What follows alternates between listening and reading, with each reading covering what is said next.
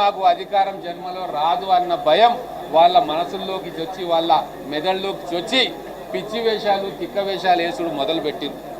మాకు అక్కడ కూర్చోవాలంటే ఒక రకంగా ఇబ్బందికి గురవుతూ ఉన్నాం. 20 సంవత్సరాలు శాసనసభ్యులుగా మంత్రులుగా ఉండి రాష్ట్రాన్ని నడిపినోళ్ళు, భవిష్యత్తులో ముఖ్యమంత్రులు కావాలని చెప్పి కలలు కంటున్నోళ్ళు పిచ్చి కూతలు కూస్తూ ఉన్నారు, కారు కూతలు కూస్తూ ఉన్నారు, పేపర్లు చింపి పైకేస్తూ ఉన్నారు. ఇదంతా తెలంగాణ సభ్య సమాజం మొత్తం కూడా లైవ్ టీవీలలో చూస్తూ ఉంది. వీళ్ళు అధికార పక్షం నుంచి ప్రతిపక్షానికి దింపినా కూడా వీళ్ళు ప్రతిపక్షానికి కూడా సూటు కారని చెప్పి ఈరోజు బడ్జెట్ సమావేశంలో వాళ్ళు వేసిన వీరంగానికి వాళ్ళు ప్రదర్శించిన 64 కళలు అవి చూసి ప్రజలు నివ్వెరబోతారు.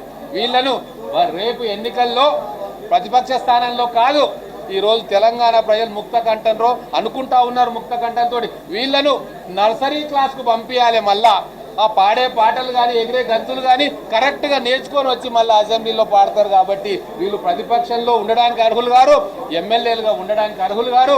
కేవలం మళ్ళొకసారి వీళ్ళను నర్సరీ ఎలిమెంటరీ స్కూల్కు పంపితే తప్ప ఆ పిల్లలు వీళ్ళకంటే మంచిగా చేస్తారు. కాబట్టి దయచేసి తెలంగాణ ప్రజలను కూడా నేను కోరుతా ఉన్నా, ఇట్లా బడ్జెట్ సమావేశంలో చిల్లర వేషాలు వేసుకుంటూ ఒక పవిత్రమైన ప్రజాస్వామిక కార్యక్రమాన్ని భంగపరిచే విధంగా చేస్తున్న ఈ ప్రతిపక్ష శాసనసభ్యులను ఖచ్చితంగా మీరు కంట గమనించాలి. ఈరోజు చాలా స్పష్టంగా అర్థమైపోతుంది, తెలంగాణను పాలించే అర్హత బీఆర్ఎస్ పార్టీకి లేదు. తెలంగాణలో ఉండేది జాతీయ పార్టీలే. ఈరోజు బీజేపీ సభ్యులు హుందాగా కూర్చొని బడ్జెట్ మొత్తం వింటూ ఉన్నారు, ఎందుకంటే వాళ్ళకు ప్రజల సమస్యల పట్ల సీరియస్గా ఉన్నారు. కానీ బీఆర్ఎస్ పార్టీ వాళ్ళు మాత్రం వెకిలి చేష్టలు చేసుకుంటూ శాసనసభ్యుల గౌరవాన్ని, శాసనసభ వ్యవస్థ గౌరవాన్ని మంటగలుపుతూ ఉన్నారు. ఈ వ్యత్యాసాన్ని తెలంగాణ ప్రజలు గమనించాలని చెప్పి నేను కోరుకుంటూ ఒక అద్భుతమైన బడ్జెట్ను ప్రవేశపెట్టి భవిష్యత్ తెలంగాణకు ఒక రహదారి రాజమార్గాన్ని ఏర్పాటు చేసిన బట్టి విక్రమార్క గారికి, గౌరవ ముఖ్యమంత్రి గారికి మనస్ఫూర్తిగా తెలంగాణ ప్రజల తరఫున అభినందనలు తెలియజేస్తా ఉన్నాను. అందరికీ నమస్కారం. ఇవాళ మా ముఖ్యమంత్రి గారి ఆధ్వర్యంలో మా డిప్యూటీ సీఎం గారు, ఫైనాన్స్ మినిస్టర్ గారు ప్రవేశపెట్టినటువంటి బడ్జెట్ను నేను ప్రత్యేకంగా అభినందిస్తూ, ఇది నిజంగా ఒక ప్రజారంజక బడ్జెట్. రాబోయే కాలంలో తెలంగాణ ఏ విధంగా వరేస్తే ఊరన్నటువంటి వాళ్ళ ఫామ్ హౌస్లకు కూడా కేసీఆర్ కూడా సన్నోట్లకు బోనస్ పంపే ప్రభుత్వం మా ప్రజాప్రభుత్వం, మా గౌరవ ముఖ్యమంత్రి రేవంత్ రెడ్డి గారు.